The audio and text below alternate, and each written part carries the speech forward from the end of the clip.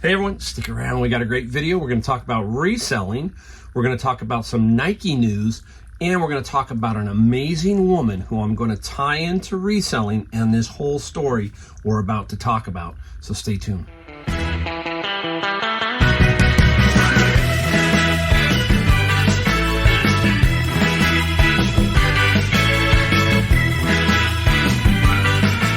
Hey everybody, it's Mike, the Golden State Picker. And if you're new to my channel, I'm a reseller, and today we're going to talk about reselling. We're not going to show you anything we found or anything we sold, but we're going to talk about three subjects. One, reselling. Two, something about Nike. And three, an amazing lady that I'm going to tie into reselling. So stay tuned. Watch the entire video.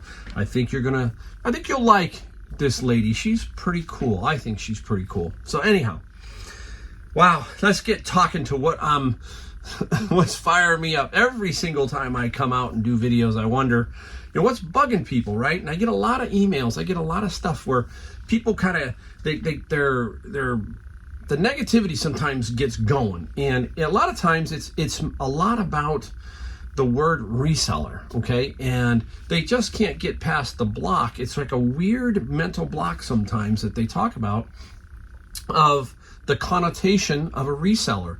You tell somebody what you do and you say, hey, I'm a reseller, and they look a little perplexed at you. They don't quite understand fully what that means, right? They have an idea maybe, what's that? What do you do? They don't know that you do something on eBay or something on Amazon. So it's kind of, you have to explain yourself, right? And you may be talking to somebody who's, let's say, a lawyer or a doctor or something, I don't know. And they can understand being a lawyer, being a doctor, but what's this reselling thing? And especially if you're in thrift stores, right? Because a lot of people see you over and over. People do shop at Savers. They go, wow, you're in here all the time. What do you do? I go, I resell stuff. Sell it on eBay, sell it on Amazon. But there seems to be this connotation with it, right? And we're going to tie this into other things too. It's like we get blamed for a lot of stuff. And I think that's bunk, right? But one of the biggest things that happens to us is we kind of get this connotation that we've driven up prices in thrift stores. I don't think so. I really don't think so. And it's mainly, I think if you say that, it's about Goodwill. Think about Goodwill Industries. A lot of people blame us for that. Well, I've done videos in the past. Goodwill was starting to do online stuff back in 1999. They have local CEOs. Many people don't realize it. They have one big CEO and they have local CEOs. It's kind of confusing, but each major city, such as mine, Northern California, has a CEO that's above that and then runs it. So basically there's not one CEO, there's several. There's one big guy. But let's take a look at Goodwill, just for an example. A lot of thrift stores are like this, but let's take a look at Goodwill. Goodwill sells all their good stuff online. They have Shop Goodwill. And they're doing another site too that is going to be even bigger with they're talking about millions of items up for sale to compete with Poshmark, eBay, all this kind of stuff. So Goodwill is really expanding out, okay? And the one thing about Goodwill is that they take the stuff, the best, and they put it online and they sell it. But for some reason, there are a lot of people who do know that, but a lot of people who don't. And they don't blame Goodwill for the high prices. They blame us somehow. It seems to seep into resellers. Oh, you resellers are destroying everything. You're taking all the good stuff. No, we're not taking the good stuff. Goodwill is. Goodwill is taking all the good stuff. They leave us scraps that we have to dig harder for now to find to resell. There's nothing wrong with that. We're a business. We're business people. So when you look at the whole thing, is it us? No. It's pretty much Goodwill that's doing that. They're the ones that are doing that to the people who need it. They say the poor or the people who are impoverished, all that stuff, they need to come to the secondhand store. Well, let me tell you, the number one item that's sold at a Goodwill or a Savers is what? Clothing. There is an abundance of clothing, from shoes to shirts to whatever. There's an abundance. The second is housewares, meaning plates, all that kind of stuff. And most of us resellers don't dabble in plates and stuff like that. A lot of resellers are in the clothing, but think about this. There are thousands of pieces of clothing at the Goodwill and at Savers, thousands. And if a reseller comes in there and takes 4, is he changing anything there? No, he's taking 4, 5, 6 items. He's not, yeah, there's other resellers, but there's other people who are buying also. And clothing continually comes through. Now, who's raising the prices? Not us. We're not forcing the raising of the prices. It is Goodwill and the others that are doing it because of certain things. And that is they've got high employee cost, high insurance, high rent, high fuel to run their trucks. You name it, it's all of that. So they're bumping their prices. Now, they can control that. They don't have to, but they sometimes use all of that as excuses to do that. Now, they're pushing pretty hard to the top end here. Pretty soon, there's going to be no more room for Goodwill to push, and people are going to stop buying. They're going to say, well, why do I want to do that? That, you know, not in droves, but enough that it will put a dent in them. I'm seeing DVDs, things like that, get to $4, $5 where they used to be $2, $3 in some cases. So we're seeing a massive push, but we didn't create that. Not us. Goodwill controls their pricing, not me. They think that we're the ones. No, we're not. We're getting the scraps from them. So keep that in mind. Here's another thing to think about as a reseller. You know, when you people start looking at you kind of strange and you're saying you're trying to explain what you are. Some people just kind of cower. They don't really want to tell anybody what they do. I tell them all, hey, I am not afraid to tell them that I have a business and I sell stuff that I find at garage sales, flea markets, and thrift stores. I resell stuff, okay? That's great. Now think about this. Think of it in black and white terms. We'll go back to the doctor, the lawyer, and the reseller. If you lay out, tax returns, and you don't know whose is whose, but you just see the bottom line numbers, right? 150,000, 150,000, 150,000, and they all made the same. And you looked at it, you'd go, well, they're all the same. Yeah, they're all the same. They all have, 2 have professions, 1 has a business, the reseller. They all made about the same amount of money. It's black and white. That's the bottom line. The bottom line is what you've made, how you ran your business, and stuff like that. It doesn't matter what anybody else thinks about it. That's the great thing about reselling. We have many freedoms, many freedoms that some of these other people don't have. And we can take vacations when we want. We can do a lot of different things.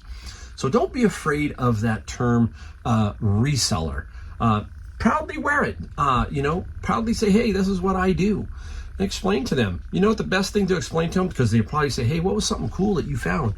Always have that in your mind. My coolest item, what was it, guys? The VHS tape of Indiana Jones. Free, and I sold it for $4,500. That right there is a great conversation piece to somebody who doesn't understand reselling. They understand it after that. They understand the dollar amount. They really do. So don't be afraid to let the world know who you are. Don't be negative on yourself because you think that every time you walk into a thrift store, man, the people are looking at, I'm one of those guys that have destroyed this store. Yeah, you didn't destroy the store, okay? You're not doing that, so don't worry about that. Basically, let me give you, I wrote this down here, and this is how I feel about resellers. Resellers are single parents who sell some secondhand clothes on the side to make ends meet. Resellers are vintage enthusiasts who can rattle off facts about the design period and influence of every single piece of inventory they move. Me, you see me do that all the time. This is how I found it. This is what it is. You see that. You see that every day. Resellers are entrepreneurially minded young people and older people. That says young. I said are basically people who want to do their part to keep products out of landfill as long as possible. Keep it out of the landfill, right? That's what we do. We recycle stuff. Resellers are long-time antiques hunters who carefully comb over history books to help find the perfect home for an offbeat treasure. Resellers are passionate, creative people who sell because they love it, and the extra income is just a bonus. For many of us, it's the hunt, it's creating a business, being creative, and all of that, right? Resellers are those things and more. That's basically resellers, man. We should take pride in what we do. We are doing a lot of good out there, recycling, trying to take stuff off. So, hey, never, ever back down from being a reseller and telling people what you do. Don't take pride, people. All right, up next, the next one real quick. We got a couple more to go through here. Kind of interesting is Nike. Nike right now is put out a new news statement that they are cracking down. Nike prohibits purchase of products for resale. Whew, they are not liking that they have these things called bots out in the world. We hear about bots all the time. Bots on Twitter, bots everywhere, right? Elon Musk, he has an issue with bots. How many bots are on Twitter? What is going on there, right?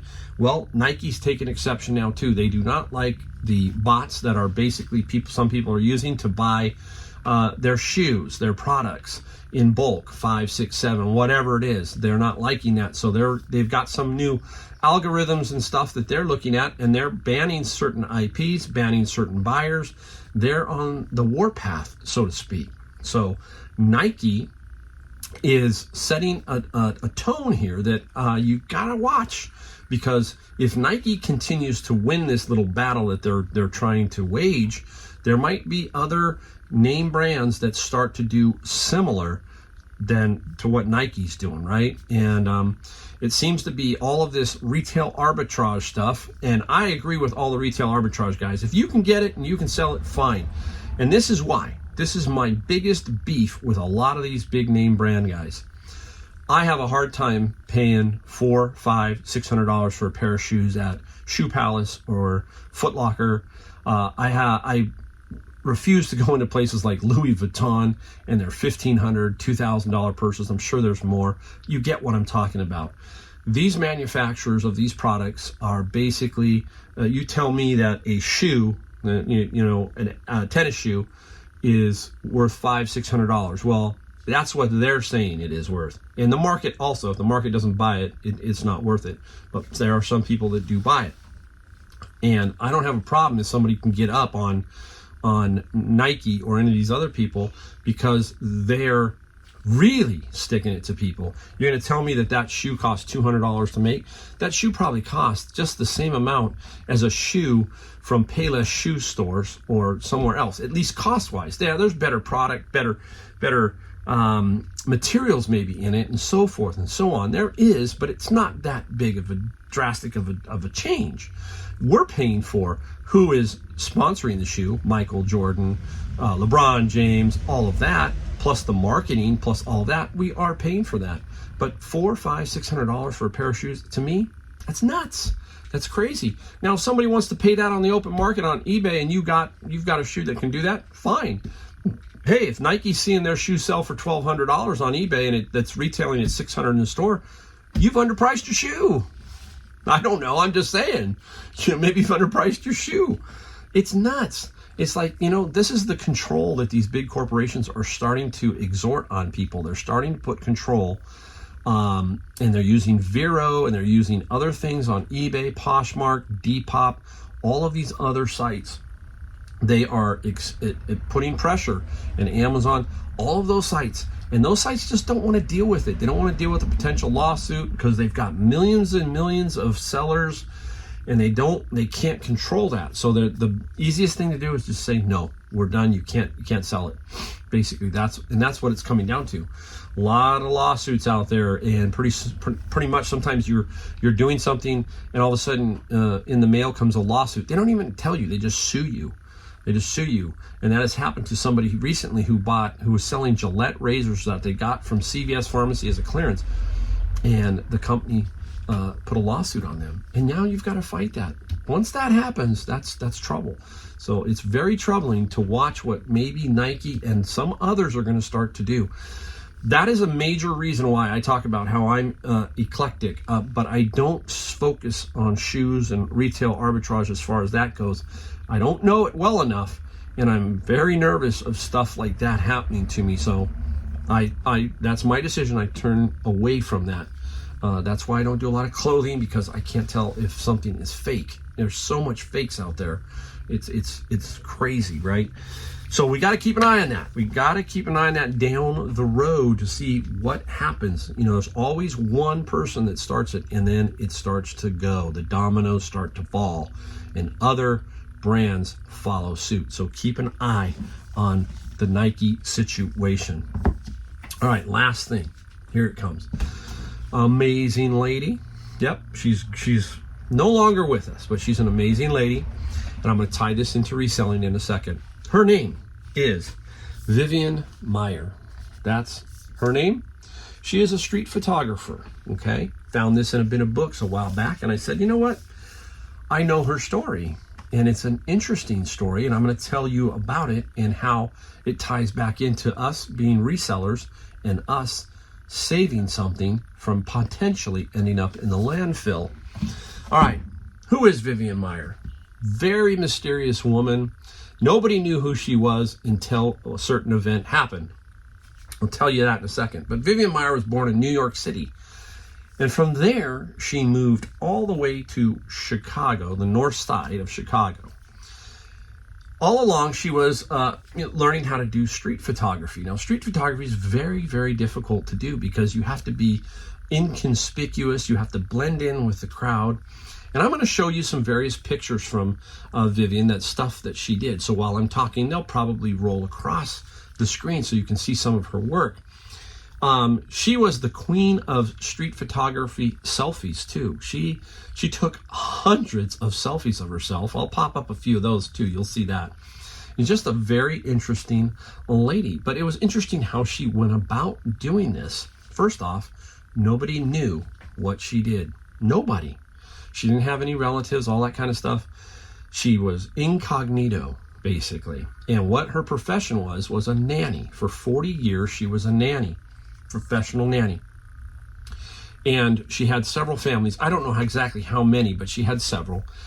And one of her prerequisites basically was that she wanted her own room and also a bathroom so that she could focus on her photography. She converted her bathroom, I'll show you that picture, into a dark room. That happened a lot back in the day. You would convert your bathroom into a dark room because it was easy. You could black out a small window and so forth, and you could then have a dark room. Black and white was pretty straightforward. So that's what she did. She was doing this photography all along, and nobody knew it. She didn't show it to anybody. She didn't sell it to anybody. She did nothing with her photography but for her own personal use. And it got to be very she started to have to take the kids along with her sometimes. So she would drop the kids off at school, go do some photography, but occasionally she would tote the kids with her, and the kids would go on her journey throughout Chicago. She did LA and New York also, and she would go throughout her little journey taking these amazing street photographs. She'd take stuff at night, dangerous places. It looked like a lot of dangerous people. She was very, very good at it, but nobody knew.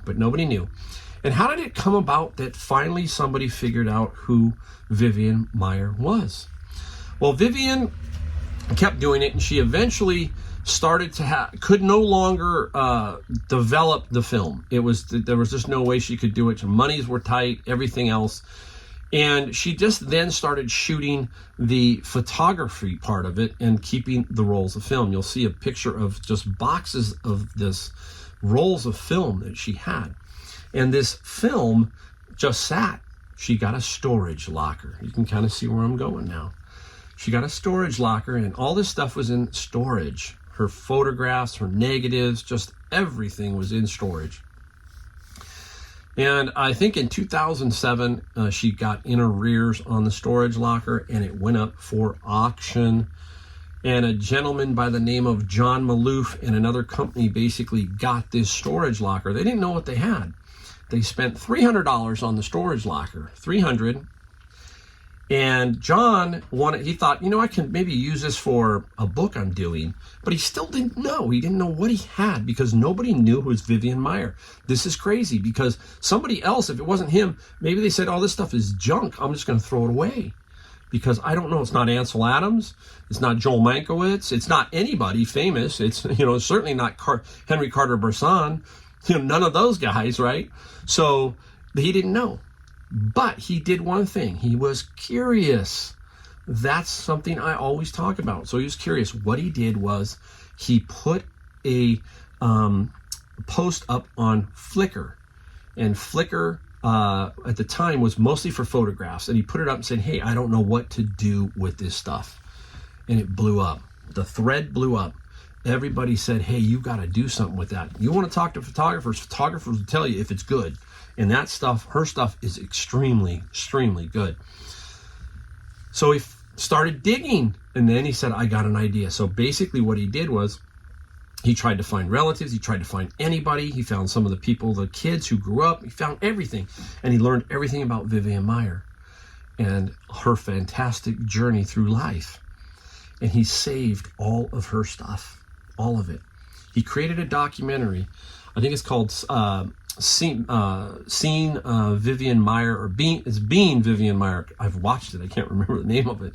And it's on Netflix. I think you have to pay for it. But if you want to watch an interesting documentary, there it is. That is about her. So he's turned it into a documentary. He's taken it on tour in museums everywhere. And he's made money off it. But he did try to find relatives. There are no living relatives, so it's his. And he turned her into this amazing story by saving it as a storage locker. He was a reseller. He was going to be like us. Storage wars, all that kind of stuff. This is real life. This is something positive that we do, that somebody saved her collection, and now it's out there for the whole world to see. Vivian died 2009. She fell down, slipped on some ice in Chicago, hit her head. They said she would recover completely, but she just kind of was given up. And she ended up dying in 2009, 2 years after they found her work in 2007. But they didn't know what to do with her work. They didn't know a lot of different things. It took them a while to figure it out. But there you go. It's a really, really cool story about how us resellers can do good, right? It's amazing. And that's the kind of story I like to hear. And I like to watch documentaries about that. So there you go. 3 things to think about. Hopefully I didn't bore you to death. Anyhow, thank you again for watching. Thanks for being there for me and my channel. I'm trying every day to give you something different, something to inspire, something to bring out the best in you if you're reselling, and even if you're not reselling. All right? So, see you in my next video.